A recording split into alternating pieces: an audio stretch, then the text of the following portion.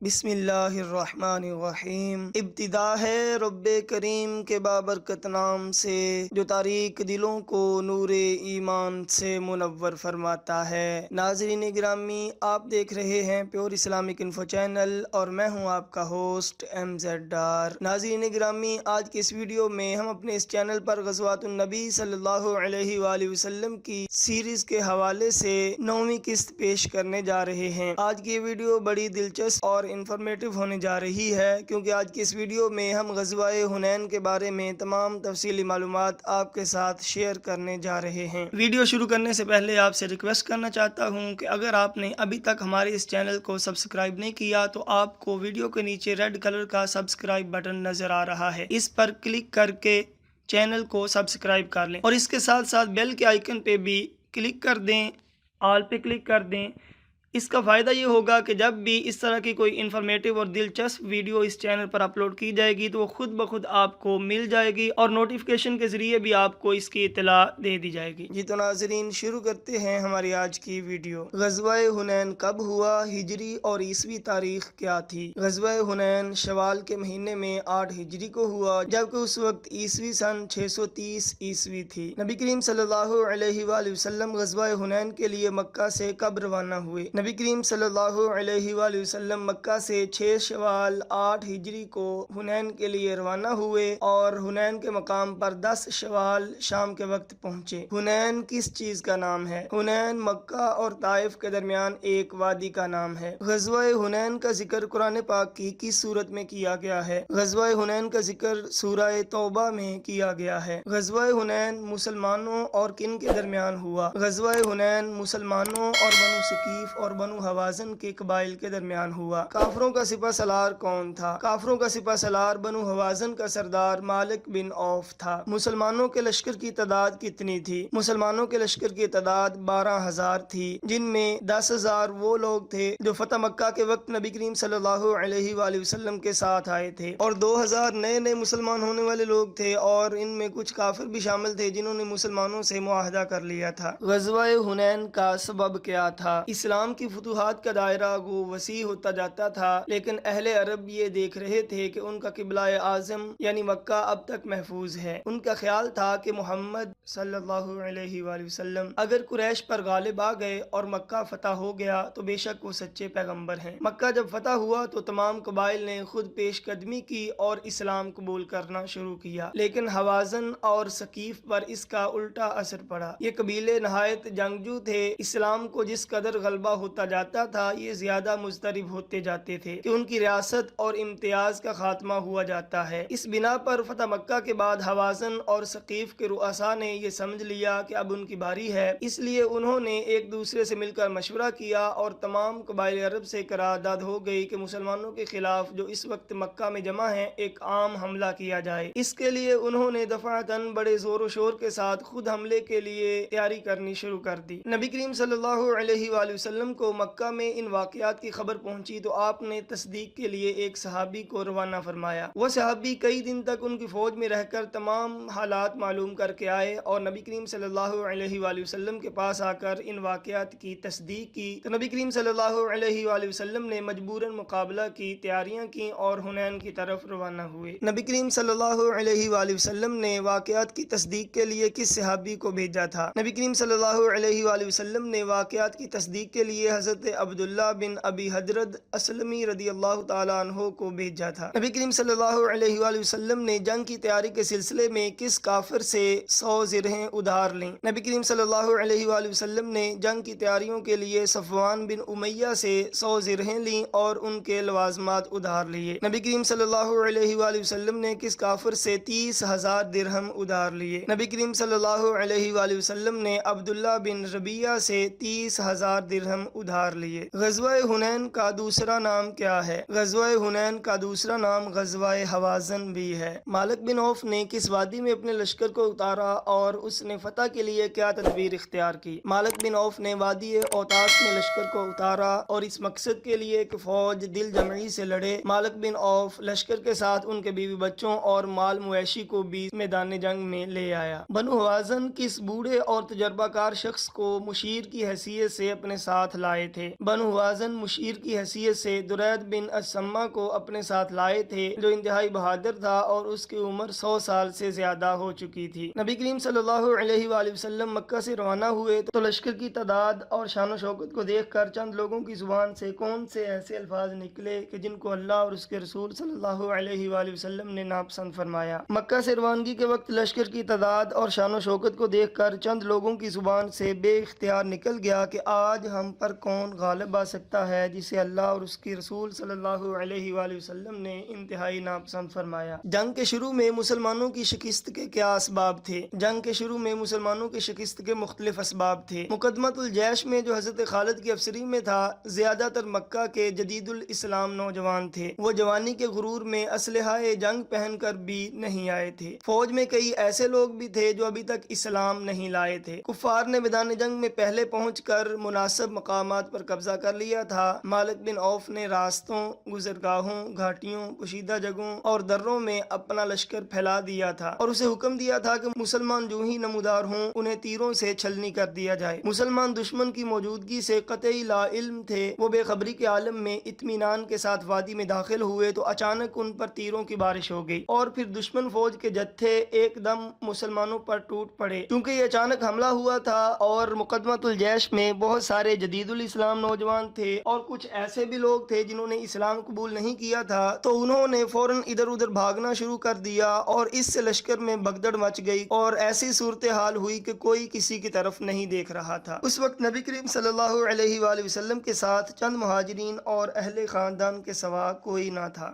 ان نازک ترین لمحات میں رسول اللہ صلی اللہ علیہ وآلہ وسلم نے کس طرح شجاعت کا مظاہرہ فرمایا؟ ان نازک ترین لمحات میں رسول اللہ صلی اللہ علیہ وآلہ وسلم نے بے نظیر شجاعت کا مظاہرہ فرمایا۔ اس شدید بغدڑ کے باوجود آپ صلی اللہ علیہ وآلہ وسلم کا رخ انور کفار کی طرف تھا اور آپ پیش قدمی کے لیے اپنے خچر کو ایڑ لگا رہے تھے اور فرما رہے تھے، انا النبی لا کذب انا ابن عبد المطلب، میں نبی ہوں، یہ جھوٹ نہیں، میں عبد المطلب کا بیٹا ہوں۔ اس وقت نبی کریم صلی اللہ علیہ وآلہ وسلم کی خچر کس نے تھام رکھی تھی؟ اس وقت نبی کریم صلی اللہ علیہ وآلہ وسلم کے خچر کی لگام ابو سفیان بن حارث نے پکڑ رکھی تھی۔ نبی کریم صلی اللہ علیہ وآلہ وسلم نے کس صحابی کو حکم دیا کہ وہ صحابہ کرام کو پکاریں کیونکہ ان کی آواز خاصی بلند تھی؟ نبی کریم صلی اللہ علیہ وآلہ وسلم نے اپنے چچا حضرت عباس رضی اللہ تعالیٰ عنہ کو حکم دیا کہ وہ صحابہ کرام کو پکاریں کیونکہ ان کی آواز خاصی بلند تھی۔ حضرت عباس رضی اللہ تعالیٰ عنہ نے بلند آواز سے پکارا، بیت رضوان والو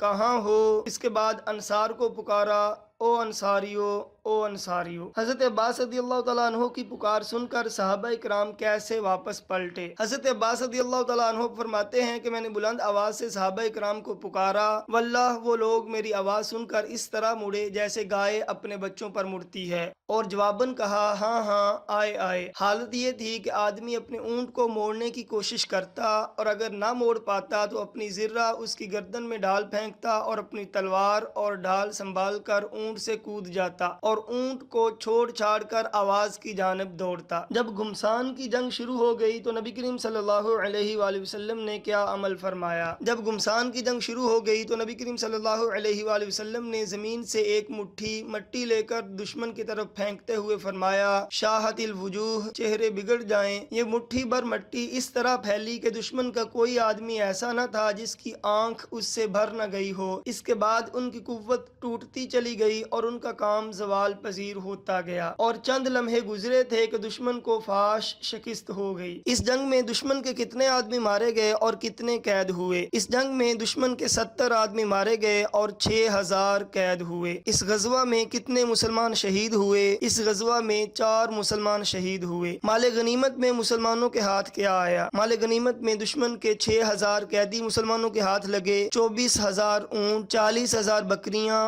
اور 4000 اوقیہ چاندی مسلمانوں کے ہاتھ آئی۔ شکست کھانے کے بعد دشمن نے کس طرف بھاگنا شروع کیا؟ شکست کھانے کے بعد دشمن کے 3 گروہ بن گئے۔ ایک گروہ نے طائف کا رخ کیا، ایک نخلا کی طرف بھاگا اور ایک نے اوتاس کی راہ لی۔ رسول اللہ صلی اللہ علیہ وآلہ وسلم نے حضرت ابو عمر اشعری رضی اللہ تعالیٰ عنہ کی سربراہی میں تعاقب کرنے والوں کی ایک جماعت اوتاس کی طرف روانہ کی۔ فریقین میں تھوڑی سی جھڑپ ہوئی، اس کے بعد مشرکین بھاگ کھڑے ہوئے۔ البتہ اسی جھڑپ میں اس دستے کے کمانڈر حضرت ابو عامر اشعری رضی اللہ تعالیٰ عنہ شہید ہو گئے۔ مسلمان شاہ سواروں کی ایک دوسری جماعت نے نخلا کی طرف پسپا ہونے والے مشرکین کا تعاقب کیا اور درید بن السما کو جا پکڑا، جسے ربیعہ بن رفیع رضی اللہ تعالیٰ عنہ نے قتل کر دیا۔ شکست خوردہ مشرکین کے تیسرے اور سب سے بڑے گروہ کے تعاقب میں جس نے طائف کی طرف راہ لی تھی، خود رسول اللہ صلی اللہ علیہ وآلہ وسلم مال غنیمت جمع فرمانے کے بعد روانہ ہوئے۔ نبی کریم صلی اللہ علیہ وآلہ وسلم نے مال غنیمت کس مقام پر جمع فرمایا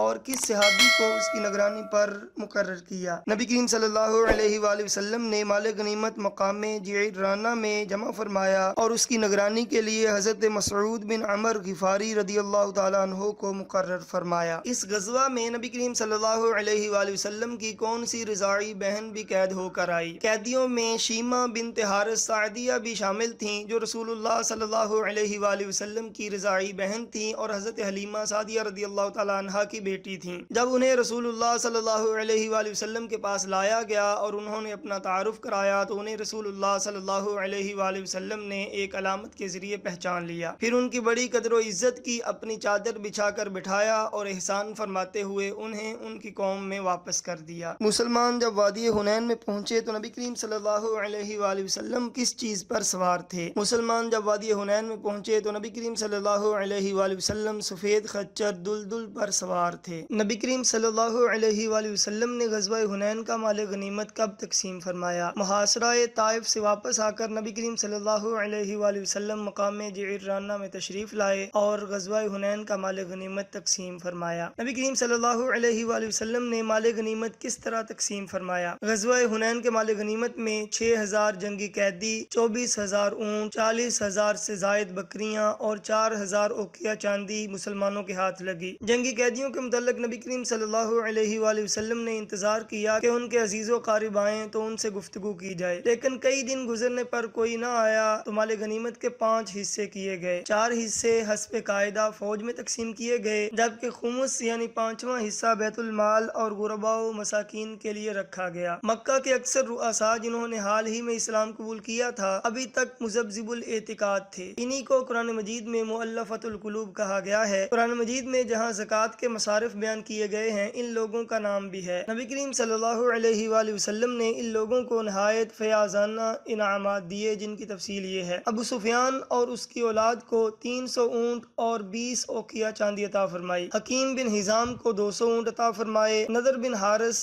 صفوان بن امیہ، قیس بن عدی، سہیل بن عمر، حویطب بن عبد العزیٰ، اقرا بن حابس تمیمی، عیینہ بن حسین اور مالک بن عوف کو 100 اونٹ عطا فرمائے۔ ان کے علاوہ بہت سے لوگوں کو 50 اونٹ عطا فرمائے، جبکہ عام تقسیم میں فی کس فوجی 4 اونٹ اور 40 بکریاں عطا فرمائیں، اور چونکہ سواروں کو 3 گنا حصہ ملتا تھا اس لیے ہر سوار کے حصہ میں 12 اونٹ اور 120 بکریاں آئیں۔ نبی کریم صلی اللہ علیہ وآلہ وسلم نے جن لوگوں پر انعام کی بارش فرمائی تھی وہ عموماً اہل مکہ اور اکثر جدید الاسلام تھے۔ اس پر انصار کے کچھ لوگوں کی زبان سے کیا الفاظ نکلے اور نبی کریم صلی اللہ علیہ وآلہ وسلم نے ان سے کیا ارشاد فرمایا؟ جن لوگوں پر انعام کی بارش ہوئی عموماً اہل مکہ اور اکثر جدید الاسلام تھے۔ اس پر انصار کو رنج ہوا۔ بعض کے منہ سے یہ الفاظ نکلے، رسول اللہ صلی اللہ علیہ وآلہ وسلم نے قریش کو انعام دیا اور ہم کو محروم رکھا، حالانکہ ہماری تلواروں سے اب تک قریش کے خون کے قطرے ٹپکتے ہیں۔ بعض کے منہ سے یہاں تک نکل گیا کہ مشکلات میں ہماری یاد ہوتی ہے اور غنیمت اوروں کو ملتی ہے۔ نبی کریم صلی اللہ علیہ وآلہ وسلم نے یہ باتیں سنی تو انصار کو ایک جگہ پر اکٹھا فرمایا اور انصار سے پوچھا